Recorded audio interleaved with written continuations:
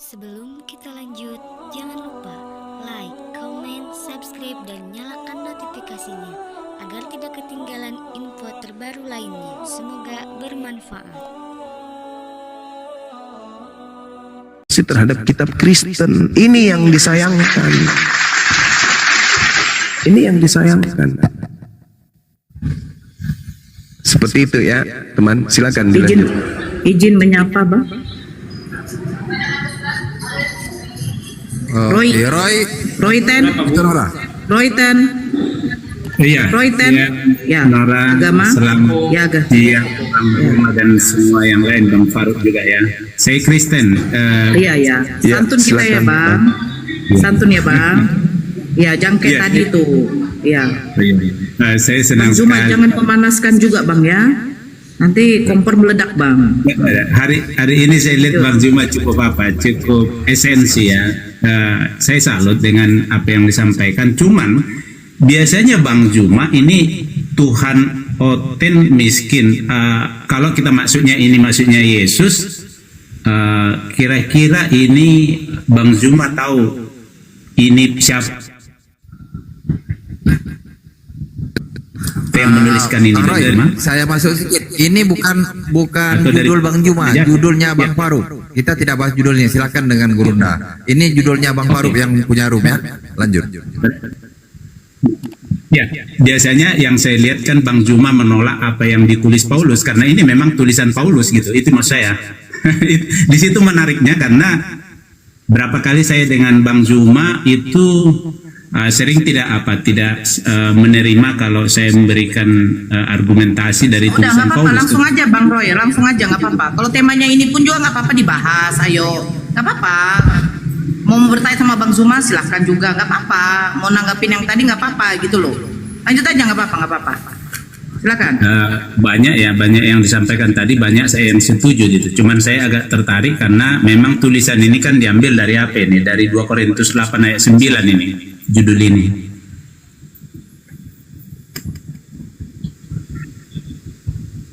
Ya, terus Bang. Iya, Kalau- saya Ya, itu gimana? benar ya. Yesus itu miskin, tetapi maksudnya dia miskin agar kita kaya. Itu sebenarnya maksudnya di sana. Uraiannya seperti apa itu Bang? Hubungannya dia miskin agar Anda kaya itu maksudnya gimana? Oke, jadi misalnya kan di sana 2 Korintus 8 ayat 9 dikatakan begini. Karena kamu telah mengenal kasih karunia Tuhan kita Yesus Kristus, bahwa Ia yang oleh karena kamu menjadi miskin, sekalipun Ia kaya, supaya kamu menjadi kaya oleh karena kemiskinannya. Artinya saya lihat itu menjadi judul yang bersesuaian. Jadi yang di sana yang dia maksud itu karena dia dari atas ya, dari atas datang menjadi ngambil rupa hamba, artinya itu kan menjadi miskin gitu. Tetapi kita yang hamba yang sudah berada di dalam dosa, artinya dalam kemelaratan karena memang ada bahaya hukuman karena dosa. Nah itu sebenarnya yang buat dia harus datang. Kira-kira begitu maksudnya Bang Juma. Iya. Yang pertama Bang, kalau di dalam Al-Quran berbicara mengenai pencipta langit dan bumi, surah Fatir ayat 15, Bismillahirrahmanirrahim. Ya ayuhan nasu antumul fuqara ilallah wallahu wal ganiyul hamid. Wahai manusia, kamulah yang memerlukan Allah, dan Allah dialah yang maha kaya, yang tidak memerlukan sesuatu, lagi maha terpuji. Kalau saudara mengatakan Tuhan Anda miskin, sayangnya di dalam Filipi 4 nomor 19 nomor 20 di situ diterangkan bahwa Allah Tuhanku akan memenuhi segala keperluanmu menurut kekayaan dan kemuliaannya, sebab Allah itu maha kaya. Ini Allah maha kaya berdasarkan Filipi. Bahkan dalam kitab Kejadian bertaburan dalil di dalam kitabnya orang Yahudi yang menceritakan bahwa pemilik langit dan bumi itu adalah maha kaya, maha besar, maha berkuasa dan seterusnya. Tapi yang di Kristen Tuhannya Yesus bahkan untuk sekedar makan pun dia harus mengutuk pohon ara. Kemudian di dalam Lukas 24 ya harus minta makanan, maka dikasihlah kemudian ikan goreng. Ini sangat-sangat tidak serasi dengan pemikiran kita manusia bahwa Tuhan itu kok seperti itu keadaannya. Tapi nggak apa-apa bang, itu kan kaidah iman Anda mengatakan itu. Hanya saja kalau bertabrakan dengan kitab sendiri kan itu jadi berabe jadinya. Apa yang diterangkan kemudian dalam kitab yang Anda pegang, Tuhan Maha Kaya, Tuhan Maha Luas, Tuhan Maha Kuasa, Tuhan Maha Memiliki, itu tidak confident dengan apa yang Anda sembah hari ini. Nah itu, Allah adalah pemilik langit dan bumi dan apa yang ada di antara keduanya. Tapi sekedar untuk makan saja, dia harus mencari buah ara, di mana buah ara tidak berbuah pada masa itu karena memang bukan buah ara, musim buah ara. Untuk mengetahui bahwa itu musim buah ara atau bukan pun dia minim pengetahuan, dan itu adalah sembahan saudara. Nah saya tahu Anda akan mengatakan, oh Tuhan saya pada saat itu sedang berpura-pura menjadi manusia. Padahal sebenarnya aslinya dia itu adalah Tuhan. Kan Anda ingin mengatakan itu bukan? Enggak. Benar enggak? Bukan itu. Iya, silakan. Ya, jadi memang seperti tadi Bang Juma berpikir saya mengatakan itu. Tidak, saya tidak mengatakan itu. Tetapi dalam pengenalan saya yang tidak lengkap, ternyata saya berpikir begitu. Tetapi memang saya menyadari sekarang untuk mengenal dia harus memiliki pikiran dia gitu. Jadi nah itu yang saya lihat di sini dalam pandangan tadi pun yang saya baca dari 2 Korintus 8 ayat 9, sebenarnya bukan dia miskin meskipun dia kaya gitu maksudnya. Jadi bagaimana maksud itu? Itu yang saya maksud. Dia kan dari atas, artinya seperti Bang Juma tadi, ya dialah pemilik langit dan bumi. Nah tetapi mengapa dia datang mengambil rupa seorang hamba tadi? Maksudnya di situ pandangan miskinnya. Karena memang itu yang apa kan nanti kalau kita sambungkan misalnya dengan seperti jemaat di Laodikia, ketika jemaat itu suam-suam kuku untuk percaya kepada dia, diperingati mereka karena mereka sudah menjadi kaya di dunia ini, lalu mereka merasa makmur di dunia ini, mereka nyaman, mereka berpikir mereka sudah berkat yang sesungguhnya itu mereka sudah terima, tetapi justru dikatakan kamu kaya padahal kamu miskin, kamu berpakaian padahal kamu telanjang gitu. Belilah emas yang tidak akan binasa daripada aku, kata Yesus. Jadi maksudnya apa itu emas yang tidak akan binasa itu? Nah ada pandangan, bukan pandangan sebenarnya, dikatakan begini dalam pernyataan bagaimana pada akhirnya kita mengerti di mana harta. Dikatakan begini, di mana hartamu berada, di situ hatimu berada. Jadi kalau hartamu di dunia ini, maka hatimu di dunia. Dan kamu akan mendapatkan hal-hal yang dari dunia. Tetapi kalau hartamu tersembunyi di sorga, maka hatimu di sana. Kira-kira gitu maksudnya Bang Juma. Dalam dua pandangan ini, memang pandangan kita Yesus itu seperti tadi ya, bahwa dia miskin benaran gitu. Dalam pandangan dia misalnya tadi sampai lapar, sampai ya bukan hanya lapar sih, sampai maksudnya dia menderita, bahkan bukan hanya menderita. Bang Juma tadi sudah sampaikan bahwa dia mati terkutuk. Mengapa begitu? Miskin sekali. Bukan hanya miskin, mengapa sampai begitu? Nah itu yang kita maksud tadi esensi. Nah itu yang saya tadi menarik dalam diskusi ketika diangkat topik ini, dan Bang Juma memaparkan cuman tadi yang memang wajar lah kalau orang Kristen itu bisa menjadi seperti marah seperti Ibu tadi, ya wajar aja karena dalam pengertian dia kan menggunakan pemikiran itu tadi, memakan pemikiran yang demikian gitu. Tapi saya tidak melihat memang Allah itu miskin, tidak. Pencipta itu miskin, tidak. Yesus itu miskin, tidak. Tetapi saya mengerti sekarang apa maksudnya kaya gitu. Jadi ada beberapa bahasa di dalam Alkitab itu, contoh misalnya baru.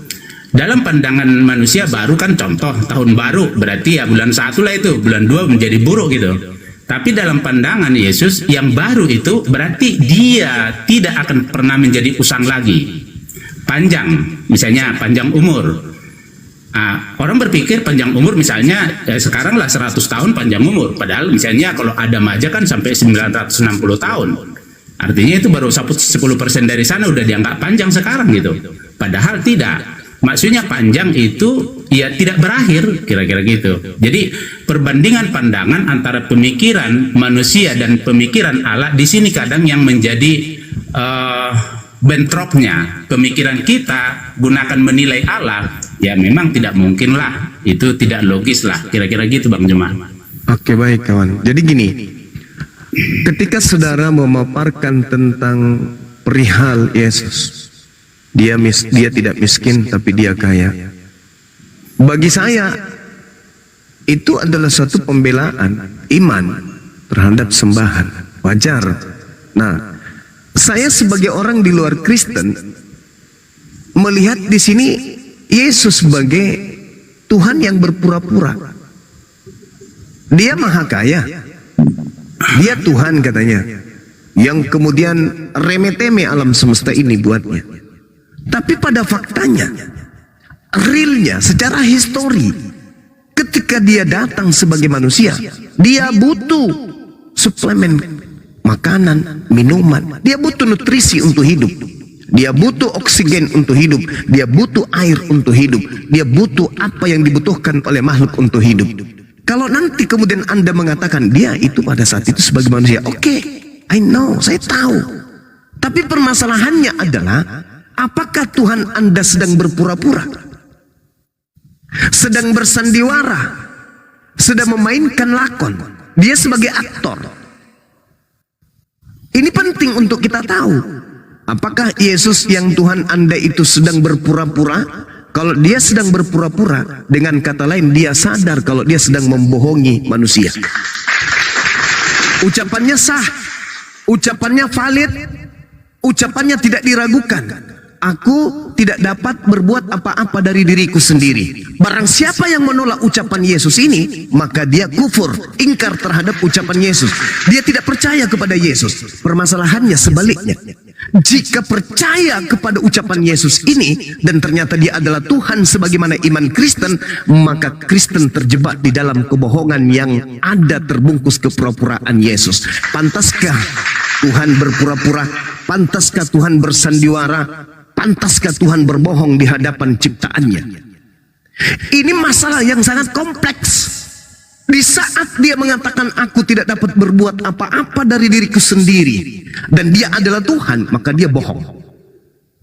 Gugur kemahasucian, tak layak jadi Tuhan karena dia pendusta, dia pembohong. Tetapi jika ucapannya itu sahih, ucapannya itu valid, maka gugurlah kekristenan tersebut. Kenapa? Karena dia memaksakan manusia yang tak dapat berbuat apa-apa untuk menjadi Tuhan yang memang Tuhan itu skala prioritas yang maha kuasa. Maka muncul apa yang terjadi hari ini. Orang Kristen diwajibkan berbohong di depan umat Islam agar oknum makhluk yang lemah bisa nampak seakan-akan menjadi Tuhan. Itu keadaan yang kompleks, Bang. Tapi ketika Yesus itu jujur, maka jelas dia bukan Tuhan. Ketika dia berbohong, berpura-pura, maka dia pun tak layak dituhankan, kan dia adalah pendusta. Hendak kemana kita pergi? Sedangkan berbicara mengenai harta duniawi, Yesus berpesan di dalam Matius 6. Anda boleh lihat di data Matius 6 nomor 19 dan seterusnya. Janganlah kamu mengumpulkan harta bumi. Di bumi mengengat dan karat merusakkannya dan pencuri membongkar serta mencurinya. Ini nasihat untuk pendeta dan pastor untuk jangan mengumpulkan perpuluhan. Tetapi kumpulkanlah bagimu harta surga. Muncul pertanyaan. Umat Islam bergemuruh sedunia bertanya, apa itu harta surga? Mobil, sertifikat tanah, rumah yang mewah, atau apa? Ujung-ujungnya kemudian rupa-rupanya yang disebut harta surga yang tidak ngengat dan tidak karat dan tidak dirusak kemudian oleh pencuri dan tidak dibongkar kemudian oleh pencuri, bahkan untuk dimakan rayap pun tidak, itu adalah amalan soleh. Kemana muaranya? Ketika berbicara mengenai amalan soleh, kemana muaranya? Karena Yesus di dalam Ibrani 5 nomor 7 juga disebut sebagai orang yang soleh. Kemana muaranya? Janganlah kamu mengumpulkan harta bumi. Jangan kamu mengumpulkan harta di dunia ini, karena ngengat dan karat akan merusakkannya, pencuri akan membongkarnya. Tetapi kumpulkanlah bagimu harta jannah. Harta jannah apa itu? Amalan-amalan soleh, amalan-amalan soleha. Sayangnya muara itu ada di Islam dan tidak ada di Kristen. Kristen, mohon maaf nih 1 menit. Kristen harus disibukkan dengan pola kebohongan. Maafkan saya, izinkan saya berbicara seperti itu. Kenapa? Ketika Yesus ditemukan tidak berdaya, maka bohongnya muncul. Oh, dia pada saat itu sebagai manusia. Bohong. Ketika kemudian Yesus mereka sembah jadikan Tuhan, oh dia adalah kepenuhan keilahian. Bohong. Siang malam kalian disibukkan untuk berdusta, berbohong, berpura-pura dan seterusnya. Apakah itu adalah teladan dari sosok yang kalian sembah? Datang ke dunia berpura-pura jadi manusia, ternyata dia adalah Tuhan. Apakah seperti itu? Atau ini adalah doktrin dan dogma yang dihasilkan dari pemikiran-pemikiran ahli filosofi, orang-orang yang berfilsafat, orang-orang yang menginginkan kemudian nenek moyang mereka punya sembahan langgeng sampai akhir dunia? Ataukah ini adalah kerja iblis? Karena Yesus itu tidak mungkin berbohong. Yesus itu jujur dalam menyatakan sikap, menyatakan perkataan dan perbuatan. Tapi kenapa orang yang mengaku pengikutnya kok pelin-pelan? Kadang Tuhan, kadang manusia, kadang dia miskin, kadang dia kaya. Padahal polanya kemudian adalah yang diminta oleh Yesus, perbanyaklah harta surga. Kalau harta surga ingin diperbanyak, maka manusia harus digiring kembali kepada hukum-hukum Tuhan. Jangan ini, jangan itu, jangan ini, jangan itu, jangan ini, jangan itu, jangan makan ini, jangan minum itu. Kalau itu ditundukkan hati kita untuk taat kepada perintah itu, maka itulah buah-buah daripada amalan soleh. Itulah buah-buah dari harta surga. Tapi sayangnya Paulus kemudian menghantarkan orang Kristen menganggap itu adalah tinja skubalon. Hukum-hukum yang menghantarkan Bani Israel mendapatkan hadiah buah-buah surga justru dianggap sampah, dianggap tinja. Dalam bahasa Yunaninya Paulus mengatakan itu adalah sampah, skubalon, tinja. Hukum Taurat itu adalah tinja, itu adalah sampah yang sekarang adalah beriman kepada Yesus Kristus. Lalu mana harta surganya? Harta surganya yang mana? Sedangkan harta surga itu adalah amalan-amalan. Di dalam Matius 19, guru, ya paman, seperti apa kelakuan, perbuatan, tindakan, pola hidup, gerakan tubuh, gerakan hati, supaya saya bisa masuk ke dalam surga? Apa kata Yesus? Gerakkan tubuhmu dan jasadmu, jiwamu untuk jangan membunuh. Gerakkan tubuhmu, jasadmu untuk menyembah hanya kepada ilah Abraham, ilah Yakub, ilah Ishak, ilah Yakub. Gerakkan jasad dan tubuhmu untuk mengikuti aturan-aturan mainnya. Taati perintahnya, jauhi larangannya. Artinya ketika Yesus berpesan dalam Matius 23 nomor 1 nomor 2, itu yang harus dijadikan sebagai lakon dalam kehidupan. Jangan kau ikuti ahli Taurat dan orang-orang Yahudi, kata Yesus beserta orang Farisi. Muridnya berkata, kenapa bisa guru? Mereka menghafalkan, mereka membaca, mereka mengetahui, tetapi hanya berkata-kata, tidak mempraktekkan. Jangan kau ikuti itu. Permasalahannya sekarang, Kristen hanya mampu berbicara tentang Taurat. Kristen hanya bisa kemudian menenteng buku yang isinya terjemahan dari Taurat. Tetapi 1000% Kristen tidak menjalankan hukum Taurat itu sendiri. Bedanya orang Farisi apa? Pemegang Taurat tapi tidak menjalankan Taurat. Bedanya orang Farisi apa? Kristen ketika diperintahkan dalam Keluaran 20, jangan ada ilah lain di hadapanku. Maksudnya, jangan ada ilah selain ilahnya Nabi Musa. Hari ini Kristen membuat ilah baru yang datang kepada Paulus. Akulah Yesus Kristus. Itu ilah buatan Paulus itu sendiri, bukan ilahnya Nabi Musa. Saya kira begitu kawan. Jadi ketika dikatakan perbanyaklah harta surga, maka harta surga itu adalah amalan soleh, amalan soleh, amalan soleh. Bukan kemudian ya hanya di dalam hati, kemudian serba rohani, sunat rohani, ibadah rohani, nyanyi rohani, nanti makannya juga makan rohani. Saya kira begitu, silakan.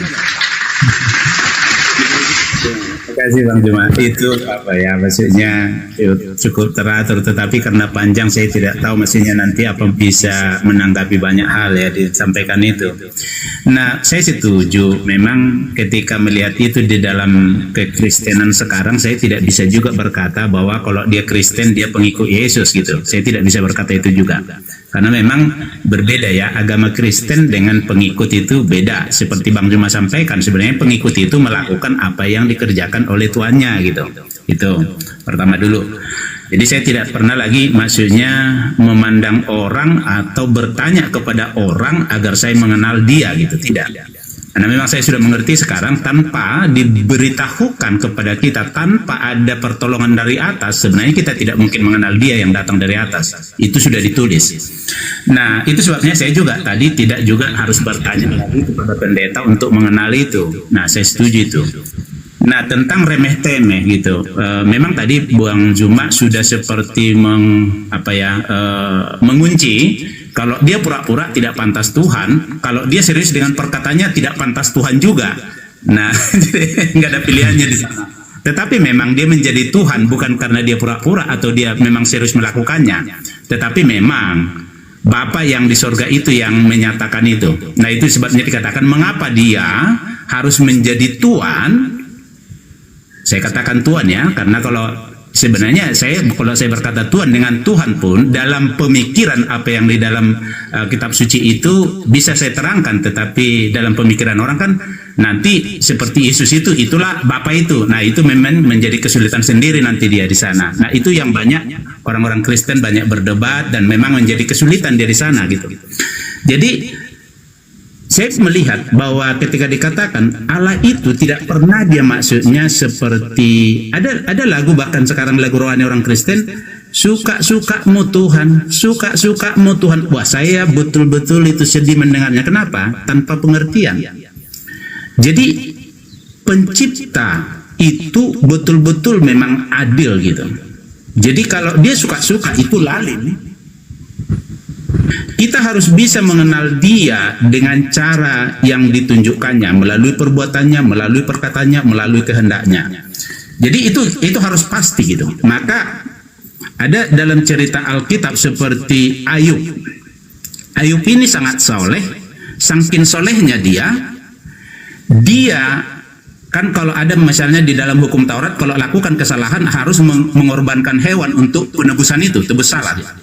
Nah, karena dia kaya raya, dia punya anak 3, laki-laki dan perempuan juga. Nah, orang itu dalam kekayaan itu bersuka cita tiap malam karena mereka mengundang teman-temannya untuk berpesta. Jadi Ayub ini selalu mengorbankan hewan dengan berpikir siapa tahu anak-anakku melakukan kesalahan. Bukan karena dia tahu anak-anaknya salah, bukan.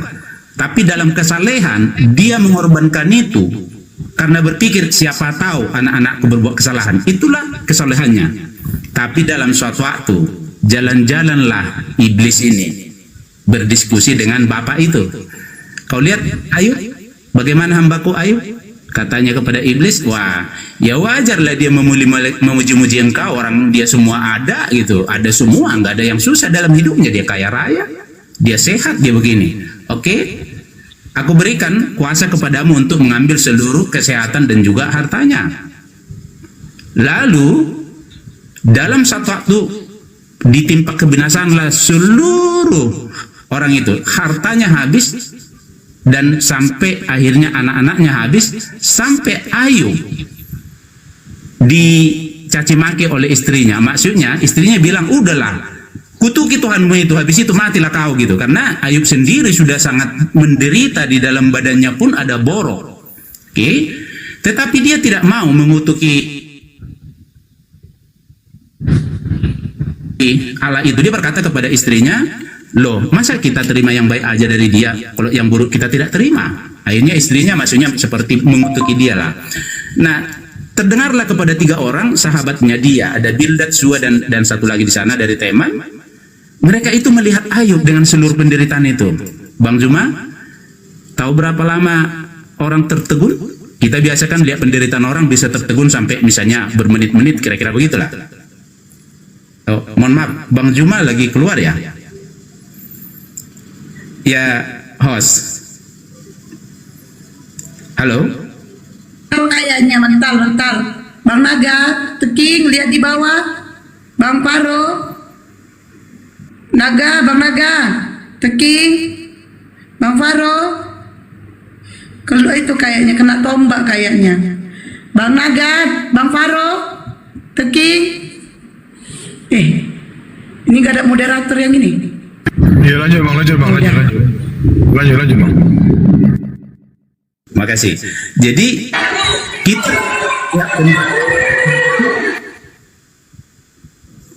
kita bisa tertegun karena melihat penderitaan itu. Nah, ini sahabat-sahabatnya nih 3 hari 3 malam tertegun melihat betapa penderitaan itu. Setelah 3 hari 3 malam baru mereka mulai bisa berkata-kata.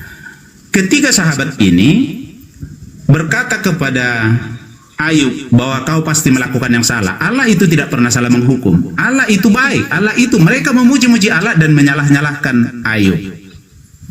Nah, singkat cerita, Ayub berkata, saya tidak salah. Saya bisa berdiskusi dengan Allah itu, dengan Bapak itu, hanya jangan dibawa wibawanya. Nanti saya ketakutan sebelum ngomong gitu.